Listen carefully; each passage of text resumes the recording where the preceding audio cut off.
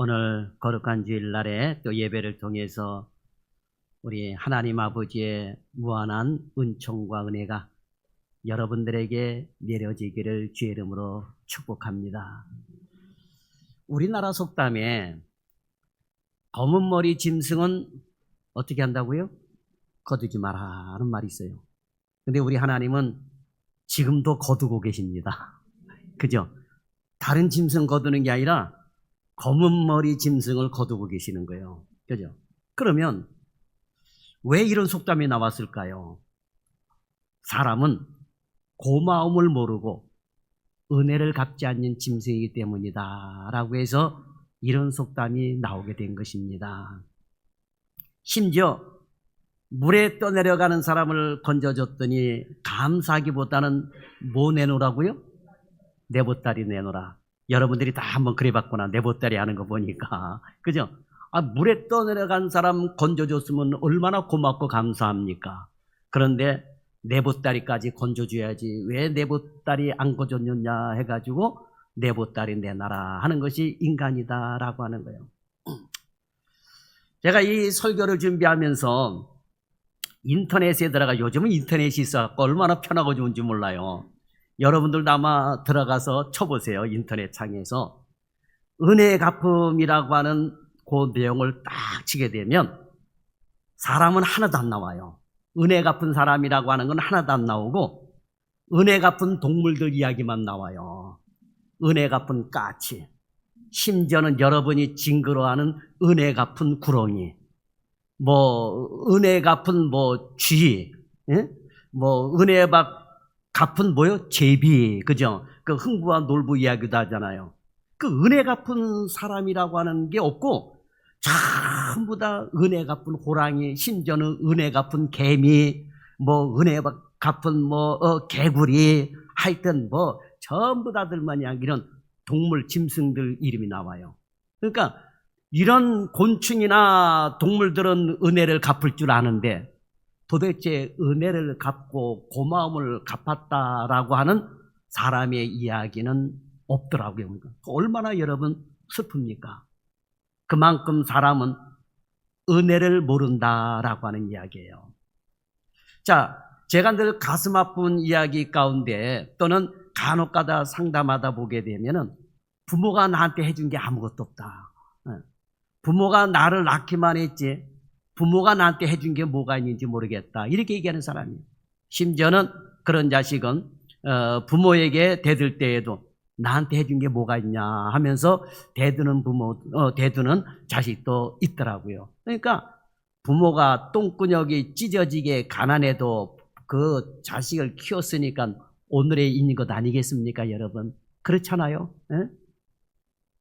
심지어 신앙생활하는 사람들 가운데도 교회에 와가지고 저한테 가슴 아프고 못 박는 얘기를 하는 분들이 있는데 그게 뭐냐면 내가 교회 나왔는데 교회가 나한테 해준 게 뭐가 있냐.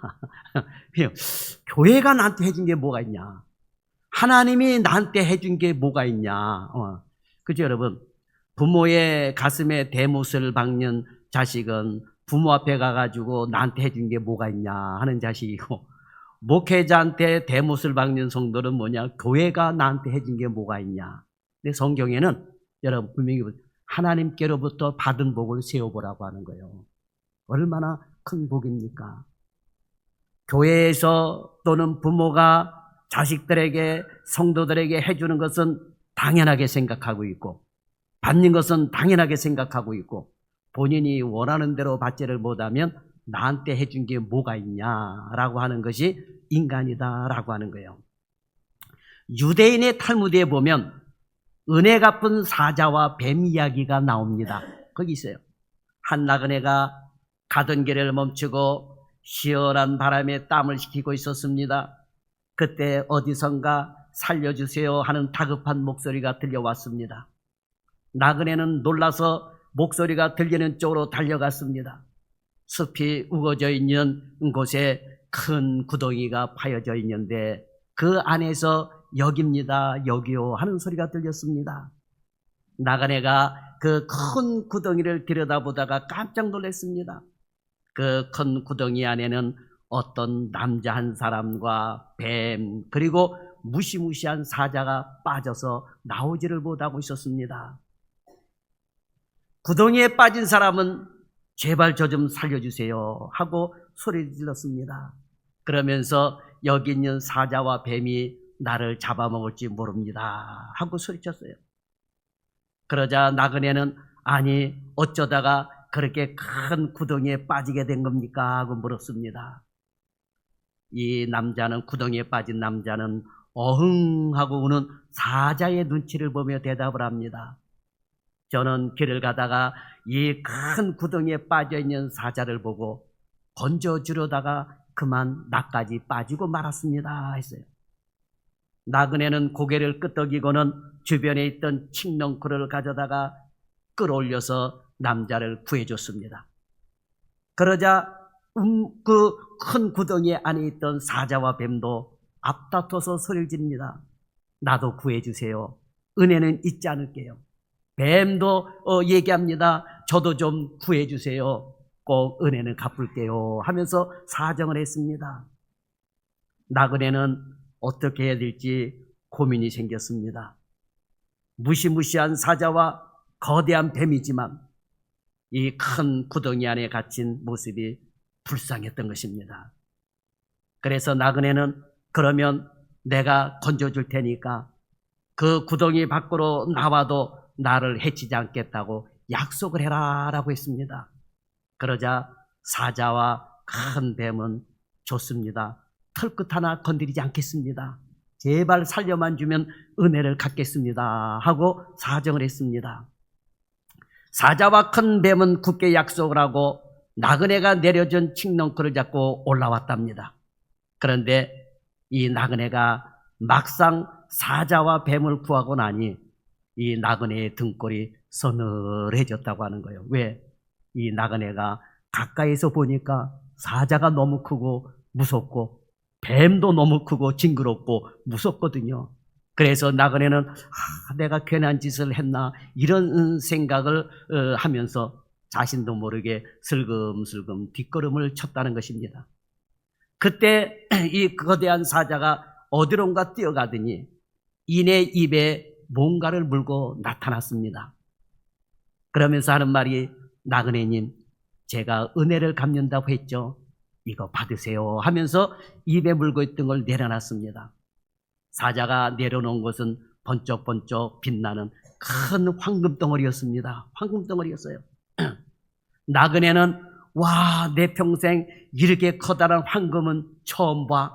사자야 정말 고맙다 하면서 좋아했습니다. 그리고 사자는 갔어요. 이제 나그네는 사자와 뱀과 헤어지고 나서 자기를 구해준 그 남자와 마을을 향해서 들어갔습니다. 그런데 얼마쯤 갔을까? 갑자기 구해받은 남자가 자기를 구해준 나그네에게 따지기 시작했습니다. 이봐, 나를 구해주다가 네가 황금이 생겼잖아. 그러니까 그 황금은 내가 가져야 돼. 넌 나 때문에 황금 생긴 거야. 나그네는 너무 기가 막혔습니다. 아니, 이건 사자가 자기를 구해줘서 나에게 준 황금이야 했는데도 불구하고 구출받은 남자는 아니야, 나 때문에 황금이 생긴 거니까 그 황금은 내가 가져야 돼 하면서 싸울 듯이 주먹을 쥐고 달려들었다는 것입니다. 나그네는 어이가 없어 하면서도 황금을 빼앗길까 두려웠습니다. 그때였습니다. 어디선가 뱀이 나타나 이 못된 남자의, 은혜를 모르는 남자의 목을 칭칭 감기 시작을 했답니다. 그러면서 큰 뱀은 나그네님 어서 황금을 들고 가세요. 은혜를 모르는 요놈은 제가 혼내줄게요. 나그네는 아까 내가 구해준 그 뱀이로구나 하면서 뱀아 고마워 하였고, 이렇게 나그네는 뱀 덕분에 황금을 들고 마을에 가서 부자가 되었다라고 하는 이야기입니다. 탈무드에 나오는 이 이야기는 은혜를 입었으면 꼭 갚는 사람이 되라 하는 거예요. 모두가 다 그런 것은 아니지만 많은 사람들은 살면서 은혜 받은 것은 잘 기억하지 못할 때가 있습니다.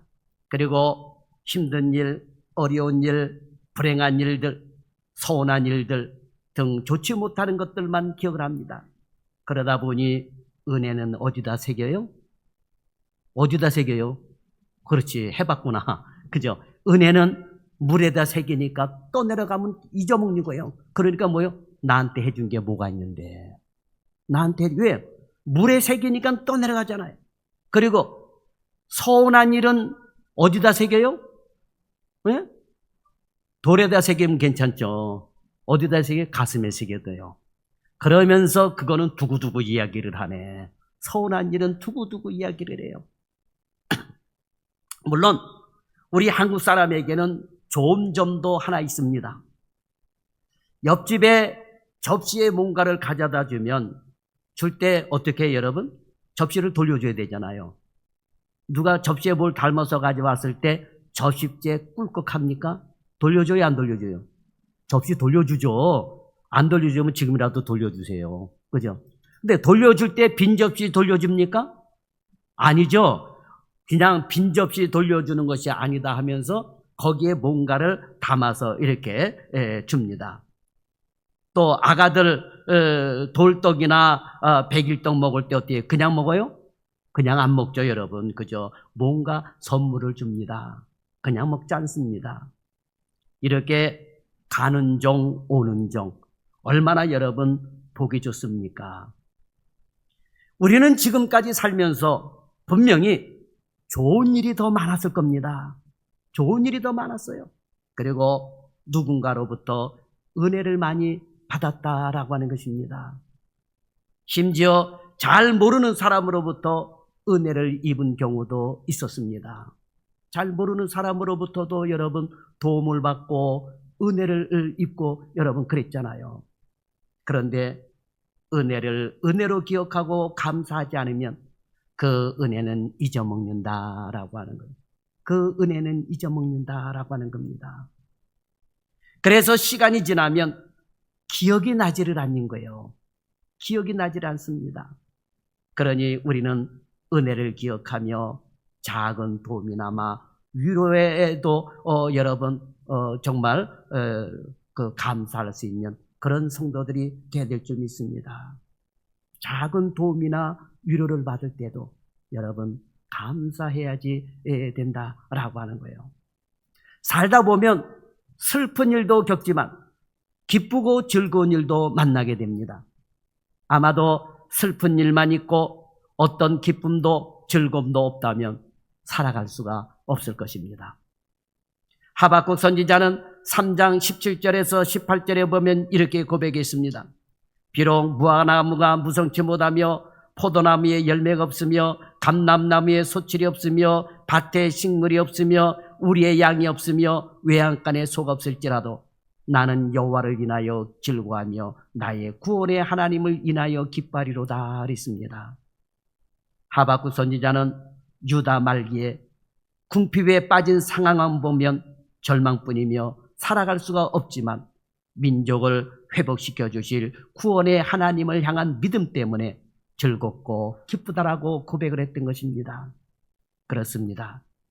우리 그리스도인들은 어떤 상황 속에서도 하나님을 생각하고 곧 가게 될 천국을 생각하면 소망이 생기고 힘이 생기는 사람들입니다. 바벨론의 포로로 잡혀가 있던 이스라엘 백성들을 보세요. 사실 그들은 기쁜 일도 즐거운 일도 없는 사람들입니다. 나라를 잃고 땅도 잃고 적국의 포로로 잡혀갔으니 웃을 일이 여러분 뭐가 있었겠습니까? 하지만 그들 중에는 하박국 선지자가 그랬던 것처럼 늘 구원의 하나님을 소망하는 사람들이 많았다라고 하는 것입니다. 하나님께서는 이처럼 하나님의 은혜를 사모하며 말씀을 따라 사는 사람들에게 큰 은혜를 베푸셔서 포로 생활 중에서도 모든 민족 위에 뛰어난 존재가 되게 하셨다라고 하는 거예요. 그 가운데에 인물들을 보면 다니엘, 에스더, 모르드게, 에스라, 느헤미야 같은 사람들이 대표적인 인물들입니다. 그들은 외국에서 총리로, 왕비로, 고위관리로 이름을 떨쳤던 사람들입니다. 이들은 포로 생활 가운데서도 이렇게 높으신 하나님을 찬송하였고 감사하였습니다. 그리고 온 이스라엘 백성들은 이들을 보면서 민족을 회복시켜 주실 하나님을 더욱 소망하게 되었던 것입니다. 오늘 살펴볼 에스라 역시 포로 생활 가운데서 하나님의 큰 은혜를 입어 왕의 총애를 받는 사람이 되었던 것입니다. 우리는 본문을 통해 에스라가 하나님께 어떤 은혜를 입었고 에스라가 받은 은혜를 어떻게 보답했는지 살펴보고 은혜를 나누고자 합니다.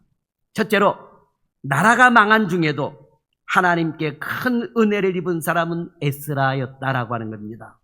자, 이 에스라는 자신이 밝힌 대로 아론의 16대 손이며 비느하스의 14대 손으로 레위 지파 중에서 제사장 집안에 속한 사람인 것입니다. 아마 지금 이 아론의 후손 가운데 지금 153대 후손인가 있는 사람이 있어요. 이 사람이 지금 그 원어 성경 그 학교를 세워가지고 사람들을 가리키고 그 유대의 그 랍비로서 아론의 153대 손인가 되는 분이 지금 활동하고 있다라고 하는 그런 이야기를 들었습니다. 그런데 에스라는 아론의 16대 손이요, 16대 손. 그리고 비느하스의 14대 후손으로서 레위파 중에서 제사장 집안에 속한 사람이었다라고 하는 거예요. 자, 국가가 망하지 않았더라면 에스라는 이스라엘의 최고의 가문에 속한 사람으로 어려움 없이 평안하게 살 수 있는 사람이었다라고 하는 것입니다. 그러나 나라가 망한 지금 에스라는 그러지를 못했습니다. 국가가 망해서 어린 나이에 바빌론의 포로가 되어 잡혀온 불쌍한 사람이었습니다. 그런데 이렇게 최악의 환경 속에서도 에스라는 오늘 본문 6절과 11절과 12절에 기록된 것처럼 학자가 되었는데 일반적인 학자가 아니라 율례와 규례 학자요, 율법에 익숙한 학자였다라고 하는 것입니다. 자, 6절에 보면 에스라는 모세의 율법에 익숙한 학자라고 했는데 히브리 원어에 보면 마히르라고 되어 있어요. 마히르라고 되어 있는데 요 말은 능통했다라고 하는 것입니다. 능통했다. 포로로 잡혀가 있는 상태에서도 하나님의 말씀에 능통했다라고 하는 것입니다. 그만큼 에스라는 율법 전문학자였다라고 하는 것입니다. 포로로 잡혀가가지고 어떻게 공부를 했는지 모르겠지만 어린 나이에 율법학자가 될 정도로 율법에 능통할 정도로 아주 대단한 사람이었다라고 하는 것입니다. 그러니까 어린 나이에 포로로 잡혀가서 생존하는 것도 힘들 텐데 그 어려운 환경 속에서 학자가 되었다는 것은 대단한 일이다라고 하는 것입니다. 더더군다나 사람들이 인정할 만큼 율법에 능통한 학자가 되었다는 것은 어려운 여건 속에서도 대단한 노력을 했다라고 하는 것입니다. 성경에 이렇게 기록이 된 것은 이방인들에게도 인정을 받고 유대인들에게도 인정을 받았다라고 하는 것입니다. 성경에 그만큼 능통한 사람이었다라고 하는 것입니다. 그래서 오늘날 예수 믿으면서 성경을 안 읽는 분들은 회개해야 돼요. 우리는 어디 포로로 잡혀간 것도 아니고 우리는 시간 내서 얼마든지 성경을 읽고 기도할 수 있잖아요. 그렇지 않습니까? 그런데 평안한 시기에 성경도 읽지 않고 예배도 드리지 않고 하나님의 말씀도 까마득하게 잊어먹고 그러니 여러분 뭐가 되겠어요? 신앙생활이 성장이 안 되는 거죠. 그런데 에스라는 포로 생활 중에서 여러분 포로 생활이 얼마나 고달픕니까? 여러분 포로 생활이 잡혀갔을 때는 그냥 안 놔둬요. 포로 생활을. 저 어렸을 때는 애양반 활동이 있었어요. 애양반 활동 기억나요? 노는 날만 되면은 늦잠을 잤으면 좋겠는데 늦잠 재우지 않고 어떻게 해요? 불러내요. 학교에서 불러내고 동네에서 불러내고 그죠? 반장이 불러내고 학교에서 불러내. 그래가지고 새마을 운동한다고 그래가지고 삽자루 들고 나가가지고 어쨌든 이 개울 같은 거 청소해야 되고 휴지 줍고 동네를 다니면서 돌멩이 걷어내고 쓰레기 있으면 쓰레기 주워내고 그랬어요. 애양반 활동한다 그래가지고 초등학교 1, 2학년 때서부터 삽 들고 나간 기억이 난다니까요. 그냥 안 놔둬요. 그 전에 우리 살기 어려울 때도 새마을 운동 한다고 그래가지고 얼마나 많이 불려다니면서 여러분 그랬습니까?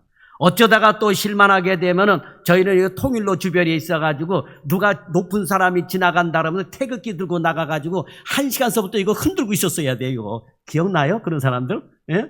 아이고, 어쩌다가 통일로 주변에 살아가지고 그냥 동네 사람들 동원해가지고 그냥 이거 태극기 들며 흔들고 그냥 아이고, 참 만세 삼창해가면서 그런 시절도 있었단 말이에요. 그런데 포로 생활을 했다? 포로 생활을 가게 되면요, 그냥 내버려 두지를 않습니다. 여러분, 사람이 죄를 짓고 감옥에 들어가면 밥 먹여주고 그냥 가만히 내주는 줄 알아요? 그렇지가 않아요, 여러분. 몇 시에 기상을 해야 되고, 몇 시서부터 몇 시까지 운동해야 되고, 몇 시부터 몇 시까지 뭐 해야 되고, 여러분, 얼마나 고달프고 힘든지 모릅니다. 그러니까 에스라 시대 때는 더 했어요.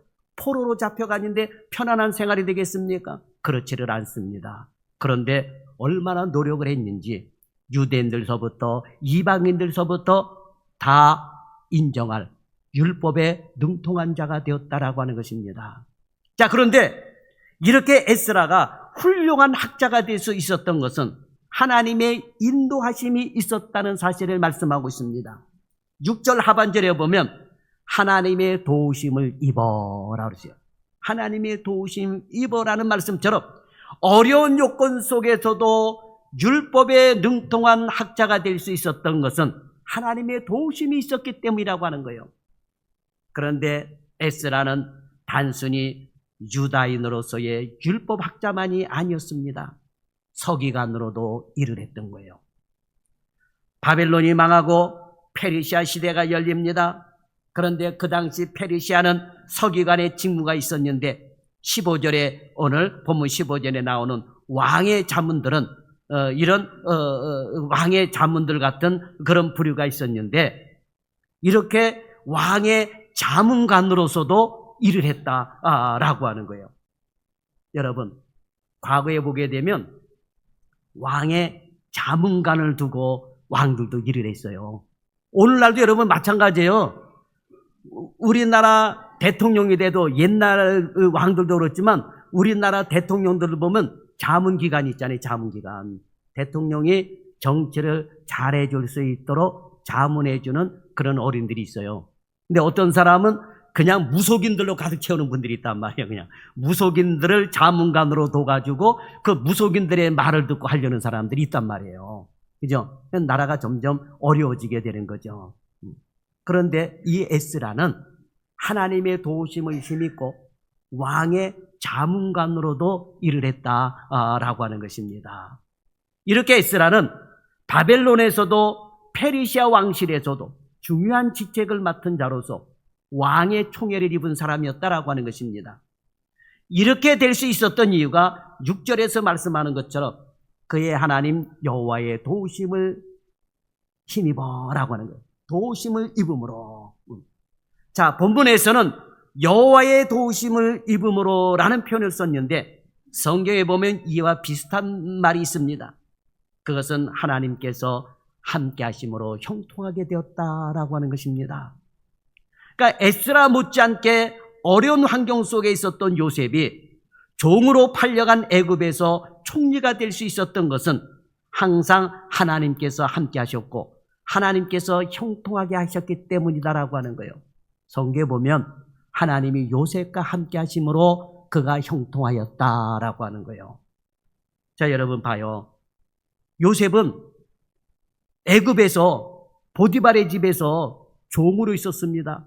노예로 있었어요. 노예가 무슨 자유가 있겠습니까? 그런데 노예 생활을 하는 중에도 하나님이 함께 하심으로 형통했다라고 하는 거예요. 에스라 역시 요셉 못지않게 어린 나이에 바벨론의 포로로 끌려와서 어려운 환경에서 훌륭한 학자로 성장할 수 있었던 것은 하나님께서 형통하게 하셨기 때문이다라고 하는 거예요. 본문에는 그것을 하나님의 도우심을 입음으로라고 표현하고 있어요. 그리고 여호와의 도우심을 입은 구체적인 내용을 이어지는 말씀에서 그는 왕에게 구하는 것을 다 받은 자다라고 소개하고 있습니다.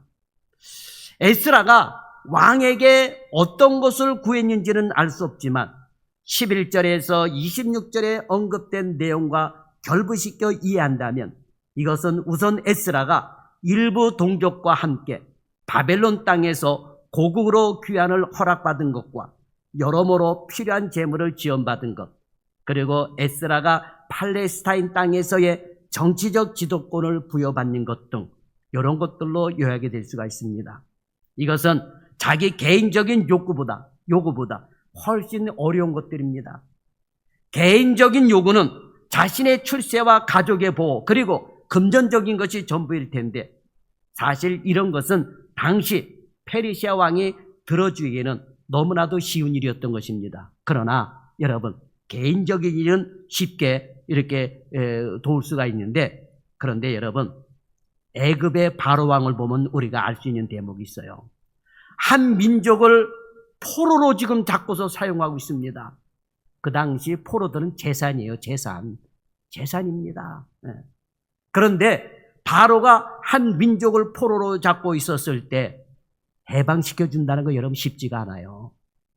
이스라엘 백성들이 애굽에서 출애굽할 수 있었던 것은 야 먹고 살기 힘드니까 너희들 나가라 그래서 해방된 게 아니에요.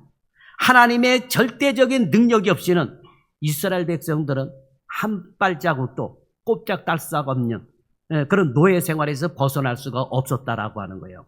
왜? 그 당시 노예들은 재산이었고 도시를 만들고 국가를 세워가는 데 있어서 부려먹기 좋은 그런 사람들이었다라고 하는 것입니다. 자, 여러분, 소를 부려먹는 게 쉽겠습니까? 사람 부려먹는 게 쉽겠습니까? 예? 소는 부려먹기 힘들어요. 고집도 세고. 그죠? 사람은 말귀를 알아듣잖아요, 일단. 그죠? 말귀를 알아들으니까 부려먹기 쉬워요. 여러분 생각해봐요. 집에서도 강아지가 아무리 똑똑하고 말을 들어도 사람보다 말귀 잘 알아듣습니까? 그렇지 않거든요. 그렇죠? 그러니까 소나 돼지는 때려도 말을 잘 안 들어요. 그러나 사람은 채찍을 들고 때리면 말 들을까봐 말 잘 들어요, 여러분. 그죠? 군기가 바짝 듭니다. 남자들 군대 가서 훈련 이게 갈 때 보면 처음에는 말을 안 들어요. 건들건들대고 뭐 그러냐 뭐 하냐. 그런데 본보기로 몇 사람 데려다가 두들겨 패게 되면 그 다음부터는 군기가 바짝 들어가지고 그냥 목소리도 크고 얼마나 말 잘 듣는지 모릅니다. 그냥 청소도 얼마나 빠딱빠딱하게 잘하는지 모르고 신부는 시키는 것마다 잘해요. 그러니 노예들을 부릴 때에 여러분 노예들을 얼마나 부려먹기 쉽습니까? 그러니까 노예들을 푸는 게 싫은 거예요, 여러분. 그죠? 그래서 여러분, 사람의 심리가 있잖아요. 사람의 그 심리가. 그 짐승을, 소나 말을 부리게 되면은 또 누굴 부리고 싶어요? 사람을 부리고 싶잖아요, 여러분. 그렇죠? 사람을 부린단 말이에요. 그러니까 여러분, 사람을 시켜먹는 버릇이 있는 사람은 계속 시켜먹어요. 물 떠와라, 밥 차려라, 뭐 숟가락 자기가 해도 되는데 꼭 시켜먹는 사람들이 있단 말이에요. 그죠? 되게 편하거든, 말로. 개를 시켜먹으면 개는 절대로 숟가락 갖고 와라 하면 숟가락 안 갖고 와요. 개는 모르니까. 물 떠와라 그러면 개가 물 떠옵니까? 안 그래요, 여러분. 근데 사람은 가만히 앉아서 시켜먹으면 편하거든요. 그죠? 앉아가지고 물 떠와라, 숟가락 갖고 와라, 밥 차려라. 여러분, 우리 남자들은 얼마나 많이 부려먹습니까? 자기 아내. 그죠? 아내도 피곤한데. 근데 아내도 마찬가지요. 들어오는 남편 가만히 앉아서 들어올 때 뭐 갖고 와라, 뭐 이렇게 해라, 뭐 얼마나 부려먹기 쉽습니까, 여러분. 그죠? 사람은 말귀를 알아들으니까 부려먹기 쉬운 거요. 자기가 할 수 있는데도 불구하고 손 하나 까딱 안 하고 부려먹기 좋아하는 사람들이 있단 말이에요. 자기가 할 수 있는 일 해야 되는 거죠, 여러분. 자, 그런데 애굽에서 노예를 부릴 때에 얼마나 편했겠습니까, 여러분. 도시가 건설되는 거예요, 도시가. 그러니 포로들을 쉽게 풀어줄 수가 없는 거예요. 그런데 이 고레스 왕의 칙령에 의해서 유대인들을 고국으로 돌려보냅니다. 그런데 그냥 돌려보내는 것이 아니라 재물까지 주면서 돌아가라 그럽니다. 그러니까 이게 사람의 힘으로 되는 것이 아니에요, 여러분. 사람의 힘으로 되는 것이 아닙니다. 하나님이 도우셨기 때문에 된다라고 하는 거예요. 포로로 잡혀온 소년이 정복국의 왕실에서 높은 지위에 올라 왕에게 구하는 것을 다 받을 만큼 총애를 입었다라고 하는 건 보통 일이 아닙니다. 상상하기 힘든 일입니다. 더구나 에스라 같은 민족에게도 모세의 율법에 익숙한 자라고 신망을 얻고 있었으니 에스라는 정말 대단한 사람이었다라고 하는 거예요. 그런데 에스라는 6절에서 이러한 지위와 왕의 총애가 하나님 여호와의 도우심으로 말미암아 된 일이라고 고백을 하고 있습니다. 에스라는 자신이 누리는 모든 것이 전적으로 하나님의 은혜였다라고 하는 거예요. 오늘날 여러분, 자기가 조금만 잘 되면 내가 실력껏 왔지 누가 날 도와줘서 왔어? 이런 사람들이 있어요. 이런 사람들이 있습니다. 조금 지위가 높아지고 형편이 좋아지면 교만해져서 다 자기가 잘해서 됐다라고 자랑하는 사람들이 얼마나 많습니까? 하지만 어때요? 교만은 패망의 선봉이다. 교만 떨다가 하루아침에 패망한 사람들 여러분 우리 주변에 너무나도 많아요. 그러니 여러분 우리는 그러한 것을 보면서 교만하지 말고 항상 하나님의 은혜를 기억하며 감사하는 성도들이 되기를 바랍니다. 그 다음에 두 번째로 에스라는 받은 은혜를 조금이나마 갚을 결심을 했다라고 하는 거예요. 여러분, 하나님의 은혜를 인간이 갚아봐야 얼마나 갚겠습니까, 여러분? 그렇죠? 그런데 에스라는 하나님께 받은 은혜가 너무나도 큰데 내가 잘나서 똑똑해서 노력해서 이런 자리에 올라왔다라고 생각하지 않고 하나님의 도우심을 입어서 이렇게까지 왔으니 하나님의 은혜를 조금이라도 보답하겠다라고 그러는 것입니다. 자, 에스라는 왕의 총애 속에 평생을 남부럽지 않게 살 수 있었지만 그 위치에 만족하거나 머물러 있지 않았습니다. 바로의 공주의 아들이라 칭함을 거절하고 하나님의 백성과 함께 고난받기를 좋아했던 모세처럼 에스라도 백성들과 함께 있고자 하였습니다. 백성들과 함께 있으려는 이유는 백성들에게 율법을 가르치려고 하는 목적이 있었기 때문이다라고 하는 거예요. 자, 이스라엘이 왜 멸망당했는지 에스라는 너무나도 잘 알고 있었던 겁니다. 자기의 민족이 왜 멸망을 당했는지 에스라는 너무나도 잘 알고 있었어요. 백성들이 말씀을 배우고 그 말씀대로 살아야 한다는 것을 누구보다도 잘 알고 있었던 것입니다. 그래서 에스라는 여호와의 율법을 연구하여 준행하며 율례와 규례를 이스라엘에게 가르치기로 결심을 했다라고 하는 거예요. 10절에 보면 에스라가 여호와의 율법을 연구하여 준행하며 율례와 규례를 이스라엘에게 가르치기로 결심하였더라 그랬어요. 왜 결심했을까요?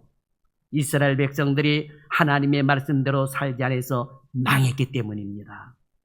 지금 비록 일부 백성들이 곡으로 돌아왔지만 말씀대로 살지 못하면 다시 망하는 것은 뻔한 일이었습니다. 그래서 에스라는 시급한 것이 말씀을 가르치는 일이었다라고 하는 것입니다. 말씀을 모르면 아무리 선한 의도라고 해도 아무리 열심히 하나님을 섬긴다고 해도 망하는 길에서 벗어날 수가 없는 거예요. 생각만 좋으면 의도만 좋으면 되는 것이 아닙니다. 하나님의 법대로 살아야 되는 거예요. 하나님의 법대로 살아야 됩니다. 다윗이 여러분 처음에 언약궤를 옮길 때 실패했어요. 자, 다윗이 하나님을 얼마나 잘 섬겼습니까? 하나님의 마음에 쏙 드는 사람이었습니다. 그런데 처음에 언약궤를 옮겼을 때 실패했어요. 왜 그랬습니까? 자기의 생각대로 최선을 다해서 정성껏 수레에 실어서 옮겼지만 하나님의 법대로 하지 않아서 여러분 실패하고 만 거예요. 우리는 보통 좋은 게 좋은 거다 그러잖아요. 그죠? 뭐 법에 안 맞아도 아유 그냥 좋은 게 좋은 거니까 그냥 해라 그러잖아요. 그죠? 여러분 생각해 봐요. 다윗이 하나님을 얼마나 정성껏 섬겼습니까? 그래서 법궤를 옮겨올 때에도 깨끗한 수레에 멋진 수레에 아주 그냥 잘 올려놓고 군사를 대령해가면서 법궤를 옮기려고 했어요. 그런데 하나님은 그걸 거절하셨습니다. 더더군다나 소가 날뛸 때에 법궤가 떨어질 위기에 처해 있습니다. 그러면 법궤가 떨어지면 깨지잖아요. 그러면 깨지지 않게 해서 그 법궤를 덥석 잡았어요. 누가 잡았어요? 우사가 잡았어요. 그런데 어떻게 했어요? 그 자리에서 죽었습니다. 그 자리에 죽었어요. 여러분 얼마나 기가 막힌 일입니까? 예? 법궤는 어떻게 옮겨야 되는 겁니까? 레위 자손이 레위가 어깨에 메고 가야 돼요. 들고 갈 수 있는 것도 아니에요, 여러분. 소의 수레에 싣고 가는 것도 아닙니다. 그러니까 하나님의 법대로 옮겼어야 되는 거예요. 다윗이 할지라도. 그러니까 여러분, 하나님이 왜 우리에게 성경을 주셨습니까? 성경대로 하나님을 섬기라고 하는 거예요. 그러니까 성경대로 하나님을 섬기지 않으면 아무리 열심히 신앙생활해도 여러분 소용이 없다고 하는 것을 우리에게 보여주고 있는 거예요. 그러니까 신앙생활은 아무리 정성을 들여도 자기 생각대로 해서는 안 된다라고 하는 거예요. 그러니까 여러분 성경대로 신앙생활 하시기 바랍니다. 오직 하나님의 법대로 신앙생활 해야 돼요. 그래서 호세아 선지자는 호세아서 4장 6절에서 내 백성이 지식이 없으므로 망하는도다라고 한탄했습니다. 하나님에 대한 지식이 없으면 여러분 망하는 거예요. 그래서 여러분 성경을 알아야 돼요. 그러면서 호세아서 6장 3절에 보면 우리가 여호와를 알자, 힘써 여호와를 알자라고 고백을 했던 것입니다. 에스라는 하나님을 아는 것이 백성들이 사는 길이며 하나님의 나라가 회복되는 길이라는 사실을 알았습니다. 그래서 에스라는 하나님께서 자기에게 베푸신 은혜를 보답하는 길이 백성에게 하나님의 말씀을 가르치는 것이라는 사실을 깨달았던 것입니다. 그리고 자신이 백성들을 위해 할 수 있는 일이 바로 말씀을 가르치는 일이다라고 하는 거예요. 여러분들도 하나님 앞에 구원받고 많은 은혜를 입은 사람들입니다. 여러분들이 할 수 있는 일이 있습니다. 말씀을 가르치고 규례를 가르치는 것은 목사가 해야 될 일이에요. 성경을 연구하고 말씀을 가르치는 건 목사가 해야 됩니다. 이거에 게을리해서는 여러분 안 된다라고 하는 거예요. 그러나 한편으로는 성가대로, 한편으로는 주방에서, 한편으로는 청소로서, 한편으로는 교인들을 위해서 기도하는 것으로서, 한편으로는 여러 가지 자기가 할 수 있는 일을 교회 안에서 하는 것이 하나님의 은혜에 조금이라도 갚는 길이다라고 하는 것입니다. 그래서 오늘 본문에 나오는 에스라는 예루살렘에 도착하자마자 이스라엘에게 율례와 규례를 가르치기로 결심을 했던 것입니다. 이를 위해 에스라가 추진한 일은 일찍이 하나님이 금지하셨던 일, 우상을 숭배하는 다른 민족과 결혼한 사람들의 아내를 내보내고 그 죄로 말미암아 하나님께 속건제를 드리는 일이었다라고 하는 것입니다. 쉽지 않는 일이지만 에스라는 이 일을 추진했던 것입니다. 여러분, 다시 말하면 우상을 숭배하는 사람들을 예루살렘에서 다 내보낸 거예요. 우상을 왜 숭배합니까? 이방 여자와 결혼했는데 그 이방 여자가 우상 숭배하는 것을 남편이 버리지 못하게 하는 거예요. 그러니까 에스라가 그거를 내보냈다라고 하는 거예요. 근데 여러분 이게 쉬운 일이 아니에요, 여러분. 남자들이 그냥 있겠습니까, 여러분? 그냥 안 있죠. 네가 뭔데 우리 이혼시키려고 그러면서 난리가 나겠죠. 근데 에스라는 목숨을 걸고 이런 일을 추진을 합니다. 우상 숭배하는 자들은 전부 다 나가라라고 하는 거예요. 물론 하나님을 믿겠다고 한다면 놔뒀겠죠. 그러나 하나님을 거역하는 사람들은 다 내보냈다라고 하는 거예요. 여러분, 하나님의 은혜는 에스라만 받은 것이 아니다라고 하는 거예요. 우리도 에스라 이상으로 은혜를 받은 사람들입니다. 지금 이렇게 예배를 드리고 있는 것 자체가 큰 은혜를 입은 것입니다. 또한 예수 그리스도로 말미암아 하나님의 자녀가 되었으니 얼마나 여러분 감사합니까? 그러므로 주의 은혜를 기억하며 항상 감사하고 그 은혜에 따라 충성할 수 있는 저와 여러분이 되기를 바랍니다. 또 하나는 사람의 관계에서 은혜를 갚을 줄 알아야 돼요. 사람의 관계에서도 여러분 은혜를 갚아야 됩니다. 고마운 거를 그때로 꺼내면 안 돼요, 여러분. 어떤 사람은 고마운 거는 그때로 꺼내고 그 다음에 좀 서운한 것 가지고는 그냥 사람과의 관계를 단절시키려고 하는 사람인데, 그러면 본인 손해다라고 하는 것입니다. 이 세상에는 혼자 살 수 없습니다. 내가 잘해서 잘된 것 또 살펴보게 되면 누군가의 도움이 있었기 때문에 잘된 거예요, 여러분. 그렇지 않습니까? 내가 오늘날에 잘돼서 이렇게 있는 것도, 이나마 살 수 있는 것도 누군가의 도움이 있었기 때문이라고 하는 거예요. 위로는 하나님께, 아래로는 사람 앞에 여러분 도움을 받았기 때문이라고 하는 거예요. 그러니 사람의 은혜도 잊어서는 안 됩니다. 위로는 하나님의 은혜를 기억하고 아래로는 사람의 은혜를 기억하며 작으나마 감사하면서 은혜를 갚을 줄 아는 그런 성도들이 되기를 예수님의 이름으로 축원합니다. 기도하겠습니다. 사랑과 은혜가 풍성하신 아버지 하나님, 우리는 아버지의 사랑과 은혜로 주의 자녀가 되었고 구원받은 자녀가 되었습니다. 구원받은 이 은혜를 잊지 않고 충실한 주의 성도들이 되게 하여 주옵소서.